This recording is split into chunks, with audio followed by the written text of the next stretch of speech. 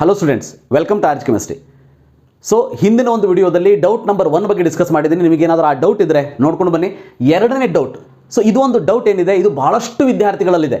But ಇದ್ರ ಬಗ್ಗೆ clarity, there is no clarity from KEA. ಏನು ಮಾಡೋದಕ್ಕೂ ಬರೋದಿಲ್ಲ.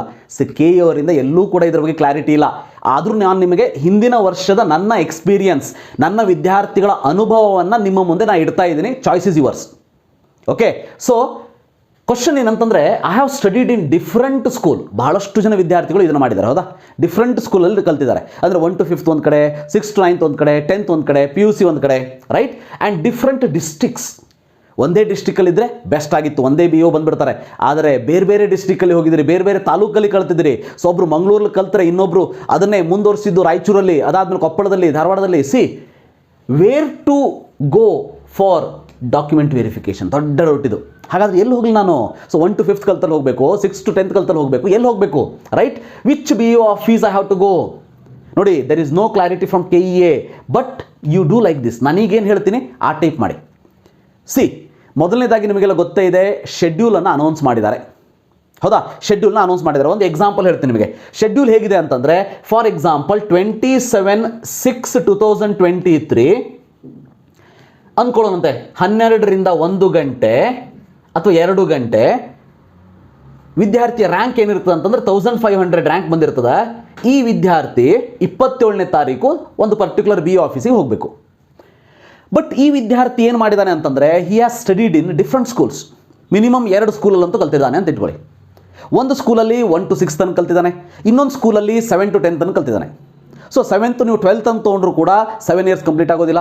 1 to 6th 7 years ಕಂಪ್ಲೀಟ್ ಆಗೋದಿಲ್ಲ. KEA ಅವ್ರ ರೂಲ್ಸ್ ಪ್ರಕಾರ 7 years ಕಂಪ್ಲೀಟ್ ಆಗಲೇಬೇಕು, ಅಷ್ಟು ಡಾಕ್ಯುಮೆಂಟ್ ವೆರಿಫಿಕೇಷನ್ ಆಗಲೇಬೇಕು, ರೈಟ್?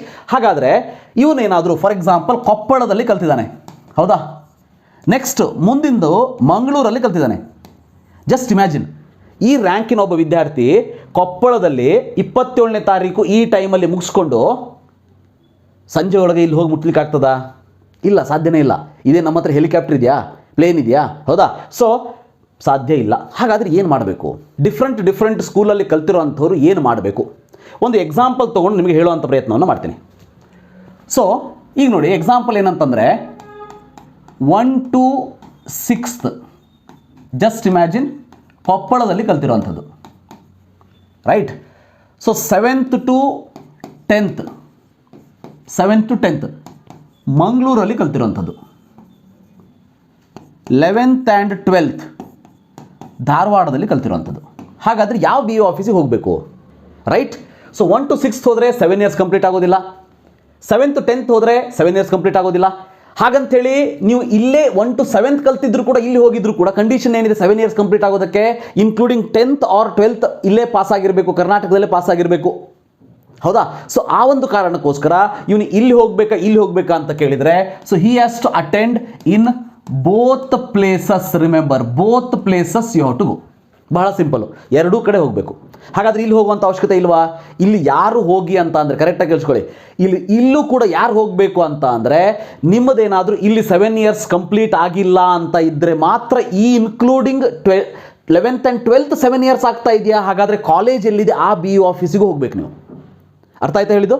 ಸೊ ಕಾಲೇಜ್ ಎಲ್ಲಿದೆ ಆ BO ಆಫೀಸಿಗೆ ಹೋಗಬೇಕು. ಇಲ್ಲ ಸರ್, ನನಗೆ ಇಲ್ಲೇ 7 year ಕಂಪ್ಲೀಟ್ ಆಗಿಬಿಡ್ತದೆ, ಅವಾಗೇನು ಮಾಡಬೇಕು? ಎರಡೂ ಕಡೆ ಹೋಗಿ ಬರಬೇಕು. ಹಿಂದಿನ ವರ್ಷ ಒಂದು ಎಕ್ಸಾಂಪಲ್ ಹೇಳ್ತೀನಿ ನಾನು. ಸೊ ಹಿಂದಿನ ವರ್ಷ ಒಬ್ಬ ವಿದ್ಯಾರ್ಥಿ 1 to 6th ಧಾರವಾಡದಲ್ಲಿ ಕಲ್ತಿದ್ದ, 7 to 10th ಮೈಸೂರಲ್ಲಿ ಕಲ್ತಿದ್ದ. ಧಾರವಾಡಕ್ಕೆ ಹೋಗಿ ವೆರಿಫಿಕೇಷನ್ ಮಾಡಿಕೊಂಡಾಗ ಅಲ್ಲಿ BO ಹೇಳಿದ್ರಂತೆ, ಸೊ 1 to 6th ಎಷ್ಟೇ ಇದೆಯಪ್ಪ ಇಲ್ಲಿ, ಸೊ ಮುಂದೆ 10th ಕೂಡ ಇದರಲ್ಲಿ ಇನ್ಕ್ಲೂಡೆಡ್ ಇಲ್ಲ, ನೀನು ಸೀದಾ ನೀವು ಎಲ್ಲಿ ಕಲ್ತಿದ್ದೆ ಅಲ್ಲಿ ಹೋಗಬೇಕು ಅಂಥೇಳಿ. ಅವನು ಮತ್ತೆ ಇಲ್ಲಿ ಹೋದ. ರಿಮೆಂಬರ್, ಅಂದರೆ ಅದಕ್ಕೆ ನನ್ನ ಕನ್ಕ್ಲೂಷನ್ ಇಷ್ಟೇ, ನೀವು ಯಾವ್ಯಾವ ಸ್ಕೂಲಲ್ಲಿ ಕಲ್ತಿದ್ದೀರಿ, ಆ ಸ್ಕೂಲ್ ಯಾವ BEO ಅಂಡರ್ ಬರ್ತದ ಅವೆಲ್ಲ ಸ್ಕೂಲಿಗೂ ನೀವು ಹೋಗಬೇಕು, ರೈಟ್? ಸೊ ಹಾಗಾದರೆ ಮುಂದಿನ ಡೌಟ್ ಏನಂತಂದರೆ, ಸರ್ ಒಂದೇ ದಿವಸ ಒಂದೇ ಟೈಮಿಗೆ ನನ್ನ ಶೆಡ್ಯೂಲ್ ಇದೆ, ಆ ಟೈಪ್ ನಾನು ಹೆಂಗೆ ಹೋಗಲಿ? ರಿಮೆಂಬರ್, ಹೇಗೆ ಹೋಗ್ರಿ ಅಂತ ಅಂದರೆ, ಇವು ಎರಡರಲ್ಲಿ ಒಂದು ಕಡೆ ನಿಮಗೆ ಈಗ ಕೊಟ್ಟಿರುವಂತಹ ಶೆಡ್ಯೂಲ್ ಪ್ರಕಾರ ಹೋಗಿ, ರೈಟ್? ಇವು ಎರಡರಲ್ಲಿ ಒಂದು ಕಡೆ ಅಂತೂ ನಿಮಗೆ ಕೊಟ್ಟಿರೋ ಶೆಡ್ಯೂಲ್ ಪ್ರಕಾರ ಹೋಗಿ. ಅಲ್ಲಿ ಹೋದಾಗ ಪ್ರತಿ ವರ್ಷ ರೂಲ್ಸ್ ಚೇಂಜ್ ಆಗ್ತಿರ್ತದೆ. ನಾನು ಹೇಳೋದಿಷ್ಟೇ, ಅಲ್ಲಿ ಹೋದಾಗ ಫಾರ್ ಎಕ್ಸಾಂಪಲ್ ಕೊಪ್ಪಳಕ್ಕೆ ಹೋದಿ ಅಂತ ತಿಳ್ಕೊ ಈ ಸ್ಟೂಡೆಂಟು, ಅಲ್ಲಿ ಹೋಗಿ BO ಆಫೀಸಿಗೆ ಕೇಳಿ ನೋಡಿ, ಸರ್ 6 ಇಯರ್ಸ್ ಇದೆ, ಈ ಸರ್ಟಿಫಿಕೇಟು ನಿಮ್ಮಲ್ಲೇ ವೆರಿಫೈ ಮಾಡ್ತೀರಾ ಅಂತ ಕೇಳಿ. ನಾನು ಹೇಳ್ತಾ ಇದ್ದೆ ಅರ್ಥ ಆಗ್ತಾ ಇದೆಯಾ? ಸೊ 1 to 6 ಕೊಪ್ಪಳಕ್ಕೆ ಹೋಗ್ತೀರಿ, ಹತ್ತಿರ ಇದೆ, ಕೊಪ್ಪಳದಲ್ಲಿ ನನ್ನ ಮನೆ ಇದೆ, ನಾನು ಹೋಗ್ತೀನಿ. ಹೋಗ್ಬಿಟ್ಟು ನಾನು ಏನು ಕೇಳಬೇಕು, 1 to 6 ಅಂತೂ ವೆರಿಫೈ ಆಯಿತು, ಸರ್ 7th to 10th ಕೂಡ ನೀವೇ ವೆರಿಫೈ ಮಾಡ್ತೀರಾ ಕೇಳಿ. ಇಲ್ಲಪ್ಪ ನಾವು ಮಾಡೋದಿಲ್ಲ, ನೀವು ಹೋಗಲೇಬೇಕು ಅಂದರೆ ಸೊ ನೀವು ಮಂಗಳೂರಿಗೆ ಕೂಡ ಹೋಗಬೇಕು. ಅರ್ಥ ಆಯ್ತು ಹೇಳಿದ್ದು? ಸೊ ನಾವು ಹಾಗಾದರೆ ಇಲ್ಲಿ ಯಾವಾಗ ಹೋಗಬೇಕು, ಮಂಗಳೂರು ಯಾವಾಗ ಹೋಗಬೇಕು? ಕೊಪ್ಪಳಕ್ಕೆ ನಾನು ಶೆಡ್ಯೂಲ್ ಪ್ರಕಾರ ಹೋಗ್ಬಿಟ್ಟೆ, ಮಂಗಳೂರು ಯಾವಾಗ ಹೋಗಬೇಕು? ಮಂಗಳೂರಿಗೆ ನೆಕ್ಸ್ಟ್ ಡೇ ಹೋಗಿ. ನೀವು ಹೇಳ್ಬೋದು ಸರ್ ನೆಕ್ಸ್ಟ್ ಡೇ ಹೋದರೆ ನನಗೆ ಕೊಟ್ಟಿರೋ ಶೆಡ್ಯೂಲ್ ಆ ರೀತಿ ಇದೆ, ನೆಕ್ಸ್ಟ್ ಡೇ ಹೋದಾಗ ನಾನು ಕರ್ಕೊಳ್ತಾರೋ ಇಲ್ಲೋ? ಅದು ಯಾರು ಕರ್ಕೊಳ್ಳೋದಿಲ್ಲ ಅಂತ ಹೇಳ್ತಾರೆ ನನಗೆ ಹೇಳಿ, ಅವ್ರ ಮೇಲೆ ಕೇಸ್ ಹಾಕೋಣ ಅಂತ. ನಾವು ಹೆಂಗೆ ಹೇಳ್ತಾರೆ ಅವ್ರು ಕರ್ಕೊಳ್ಳೋದಿಲ್ಲ ಅಂತೇಳಿ? ಡೆಫಿನೆಟಾಗಿ ಕರ್ಕೊಳ್ಳೇಬೇಕು, ಕರ್ಕೋತಾರೆ. ಸೊ ಯಾಕೆ ಕರ್ಕೋತಾರೆ ಅಂತ ಅಂದರೆ KE ಅವರ ರೂಲ್ಸಲ್ಲಿ ಎಲ್ಲೂ ಕೂಡ ಕ್ಲಾರಿಟಿ ಇಲ್ಲ.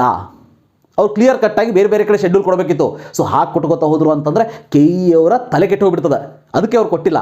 ಸೊ ನಮಗೆ ಕೊಟ್ಟಿರೋ ಶೆಡ್ಯೂಲಲ್ಲಿ ನಾವು ಸ್ವಲ್ಪ ಹೆಚ್ಚು ಕಡಿಮೆ ಏನು ಮಾಡ್ಕೋಬೇಕು ಅಂತ ಅಂದರೆ, ಸೊ ಫಸ್ಟ್ ನೀವು ಜಾಸ್ತಿ ಎಲ್ಲಿ ಕಲ್ತಿದ್ದೀರಿ ಅಲ್ಲಿ ಹೋಗ್ತೀರಾ ಹೋಗಿ, ಇಲ್ಲ ನಿಮ್ಮ ಮನೆ ಹತ್ತಿರ ಯಾವುದು BO ಇದೆ ಫಸ್ಟ್ ಅಲ್ಲಿ ಹೋಗಿಬಿಟ್ಟು ಈ ವರ್ಷದ ರೂಲ್ಸ್ ನನಗೆ ಡಾಕ್ಯುಮೆಂಟ್ ವೆರಿಫಿಕೇಷನ್ ಸ್ಟಾರ್ಟ್ ಆದಮೇಲೆ ಈ ಬಗ್ಗೆ ಕ್ಲಾರಿಟಿ ಇನ್ನೊಂದು ಸಾರಿ ಕೊಡ್ತೀನಿ ನಾನು. ಓಕೆ, ಸೊ ಅಲ್ಲಿ ಹೋಗಿ ಕೇಳಿ, ಸರ್ ಈ ರೀತಿ ಇದೆ, 1 to 6 ಇಲ್ಲಿ ಮಾಡ್ತೀರಾ, 7 to 10th ಕೂಡ ಇಲ್ಲೇ ಮಾಡ್ತೀರಾ ಕೇಳಿ. ಅವ್ರು ಇಲ್ಲ ಅಂದರೆ ನೀವು ಮಂಗಳೂರಿಗೆ ಹೋಗಲೇಬೇಕು, 100% ಹೋಗಲೇಬೇಕು. ಸೊ ಈವನ್ 1 to 7th ನೀವು ಇಲ್ಲಿ ಕಲ್ತಿದ್ರು, ನಿಮ್ಮ ಪ್ರಕಾರ ಸರ್ 7 years ಆಗಿಬಿಡ್ತು, ನಾ ಯಾಕೆ ಇಲ್ಲಿ ಹೋಗಲಿ? ಇಲ್ಲಿ ಯಾವುದು ನಿಮ್ಮ ಪ್ರಕಾರ ನಡೆಯೋದಿಲ್ಲ, KE ರೂಲ್ಸ್ ಏನಿದೆ ಆ ಪ್ರಕಾರ ನಾವು ನಡಿಬೇಕು. ಅದಕ್ಕೆ ಉರಿ ಮಾಡ್ಕೊಳಕ್ಕೆ ಹೋಗಬೇಡಿ. ಸೊ ಇದು ನಿಮ್ಮ ಜೀವನದ ಅತ್ಯಮೂಲ್ಯ ಘಟ್ಟ, ಹೌದಾ? ಸ್ವಲ್ಪ ಓಡಾಡಬೇಕಾ, ಸ್ವಲ್ಪ ದುಡ್ಡು ಖರ್ಚಾಗ್ತದ, ಹೋಗಿ ಬನ್ನಿ, ಬೇಜಾರು ಮಾಡ್ಕೊಳ್ಳೋದಕ್ಕೆ ಹೋಗಬೇಡಿ. ಯಾಕಂದರೆ ನೀವು ಸಿಟ್ಟು ಮಾಡ್ಕೊಂಡ್ರೆ, ಬೇಜಾರು ಮಾಡ್ಕೊಂಡ್ರೆ ಅಂದರೆ ಲಾಸ್ ಆಗೋದು ನಿಮಗೆ ಹೊರತು KE ಅವರಿಗೆ ಮತ್ತು BO ಆಫೀಸಲ್ಲಿರೋರಿಗೆ ಅಲ್ಲ. ಓಕೆ, ಸೊ ಶೆಡ್ಯೂಲ್ ಪ್ರಕಾರ ಅಲ್ಲಿ ಹೋಗಿ ಮುಗಿಸ್ಕೊಂಡು ಬನ್ನಿ. ನೆಕ್ಸ್ಟ್ ಡೇ ಅಂತಂದ್ರೆ ನೆಕ್ಸ್ಟ್ ಡೇ ಆಗಲಿಲ್ಲ, ಒಂದು ದಿವಸ ಬಿಟ್ಟು ಹೋಗಿ, ಯಾರು ಬೇಡ ಅಂತಾರೆ? ಮಂಗಳೂರಿನ ಹತ್ತಿರ ಇದೆಯಾ ಕೊಪ್ಪಳದವರಿಗೆ? ಸೊ ನೆಕ್ಸ್ಟ್ ಡೇ ಮಂಗಳೂರಿಗೆ ಹೋಗಿ, ಅಲ್ಲಿ ಹೋಗಿಬಿಟ್ಟು ಈ ಒಂದು ಡಾಕ್ಯುಮೆಂಟನ್ನು ವೆರಿಫಿಕೇಷನ್ ಮಾಡ್ಕೊಂಡು ಬನ್ನಿ. ಸೊ ಈ ಒಂದು ವಿಡಿಯೋದ ಕ್ಲಾರಿಟಿ ಇಷ್ಟೇ, ನಿಮಗೆ ನೀವು ಒಂದಕ್ಕಿಂತ ಜಾಸ್ತಿ ಕಡೆ ಸ್ಕೂಲನ್ನು ಕಲ್ತಿದ್ರೆ ಅವು ಎಲ್ಲ ಸ್ಕೂಲಿಗೆ ಹೋಗಿ ಬನ್ನಿ. ಹಾಗಾದರೆ ಇವನು ಧಾರವಾಡಕ್ಕೆ ಹೋಗೋ ಅವಶ್ಯಕತೆ ಇಲ್ವಾ? ಅವಶ್ಯಕತೆ ಇಲ್ಲ. ಆಲ್ರೆಡಿ 10 ವರ್ಷದಲ್ಲಿ ಮುಗಿದು ಬಿಡ್ತದೆ, ಮತ್ತು ಧಾರವಾಡಕ್ಕೆ ಹೋಗುವಂಥ ಅವಶ್ಯಕತೆ ಇಲ್ಲ.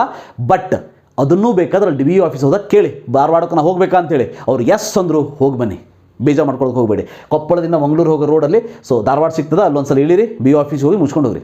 ನೀವು ಹೇಳ್ಬೋದು ಸರ್ ಶೆಡ್ಯೂಲ್ ಪ್ರಕಾರ ನಾವು ಹೋಗಲಿಲ್ಲ ಅಂತಂದರೆ, ಅವ್ರು ಕರ್ಕೋತಾರೆ. ನಾನು ಹೇಳಿದ್ನಲ್ಲ, ಕರ್ಕೊಳ್ಳೇಬೇಕು, ಕರ್ಕೋತಾರೆ. ಆದರೆ ಫಸ್ಟ್ ಶೆಡ್ಯೂಲ್ ಪ್ರಕಾರ ಕರೆಕ್ಟಾಗಿ ಹೋಗಿ, ಏನು ವಿದೌಟ್ ಎನಿ ರೀಸನ್ ಶೆಡ್ಯೂಲ್ ತಪ್ಪಿಸೋದಕ್ಕೆ ಹೋಗಬೇಡಿ, ಶೆಡ್ಯೂಲ್ ಪ್ರಕಾರನೇ ಹೋಗಿ. ಮತ್ತೊಂದು ಈ ಶೆಡ್ಯೂಲನ್ನು ಯಾಕೆ ಕೊಟ್ಟಿರ್ತಾರೆ ಅಂತಂದರೆ, ರೂಲ್ಸ್ ಪ್ರಕಾರ ಹೇಗಿದೆ, ಈಗ ಆ ಒಂದು BO office under less than 1000 rank ಒಂದು 50 to 100 ಸ್ಟೂಡೆಂಟ್ಸ್ ಇದ್ದಾರೆ ಅಂತ ಇಟ್ಕೊಂಡ್ಬಿಡಿ. ಬೆಂಗಳೂರಂತಹ ಸಿಟಿಯಲ್ಲಿ ಪಾಸಿಬಿಲಿಟಿ ಇದೆ, ಸಣ್ಣ ಊರಲ್ಲಿ ಪಾಸಿಬಿಲಿಟಿ ಇಲ್ಲ. ಅಂಥ ಕೇಸಲ್ಲಿ ಹರಿಬರಿ ಆಗಬಾರ್ದು ಅನ್ನೋದಕ್ಕೆ ರ್ಯಾಂಕ್ ವೈಸ್ ಶೆಡ್ಯೂಲನ್ನು ಕೊಡ್ತಾರೆ. ಏನೋ ಸ್ವಲ್ಪ ಹೆಚ್ಚು ಕಡಿಮೆ ಆಗಿ ಟ್ರಾಫಿಕ್ ಇತ್ತು, 4 ಗಂಟೆ ಹೋಗೋ ಬದಲಿ 4:15ಕ್ಕೆ ಹೋಗ್ಬಿಟ್ರಿ, ನಿಮ್ಮನ್ನೇನು ಹೊರಗೆ ಹಾಕೋದಿಲ್ಲ, ಹೊರಗೆ ಹಾಕೋದಕ್ಕೆ ಸಾಧ್ಯವೂ ಇಲ್ಲ. ಭಾಳಷ್ಟು BO ಆಫೀಸ್ಗಳಲ್ಲಿ ಭಾಳ ಫ್ರೀಯಾಗಿ ಇರ್ತದೆ, ಅಂದರೆ ಯಾವುದೇ ರೀತಿ ರಶ್ ಇರೋದಿಲ್ಲ. ಹಾಗಂತೇಳಿ ಎಲ್ಲರೂ ಲಾಸ್ಟ್ ಡೇ ಹೋಗಬಾರ್ದು.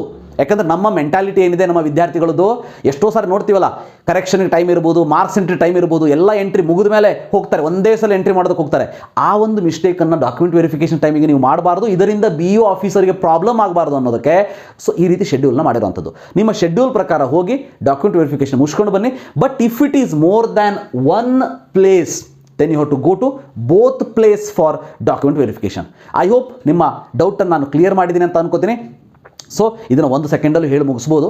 ಸೊ ವಿಡಿಯೋವನ್ನು ಲಾಂಗ್ ಮಾಡಬೇಕು ನನ್ನ ಉದ್ದೇಶ ಇಲ್ಲ, ಆದರೆ ನಿಮಗೆ ಕ್ಲಾರಿಟಿ ಸಿಗಬೇಕು ಅನ್ನೋದಷ್ಟೇ ನನ್ನ ಒಂದು ಉದ್ದೇಶ. ಫೈನ್. ನಿಮಗೇನಾದರೂ ನೀಟ್ ಕೌನ್ಸಿಲಿಂಗ್ ಬಗ್ಗೆ ಹೆಚ್ಚಿಗೆ ನಿಮಗೆ ನನ್ನ ಕಡೆಯಿಂದ ಪರ್ಸನಲ್ ಗೈಡೆನ್ಸ್ ಬೇಕು ಅಂತ ಇದ್ದರೆ, ಸೊ RH ಕೆಮಿಸ್ಟ್ರಿ ಮೊಬೈಲ್ ಆ್ಯಪನ್ನು ಡೌನ್ಲೋಡ್ ಮಾಡಿಕೊಂಡು ನೀವು ಆ ಒಂದು ಗೈಡೆನ್ಸನ್ನು ತೆಗೆದುಕೊಳ್ಬೋದು. Right. So thank you for watching. Have nice day.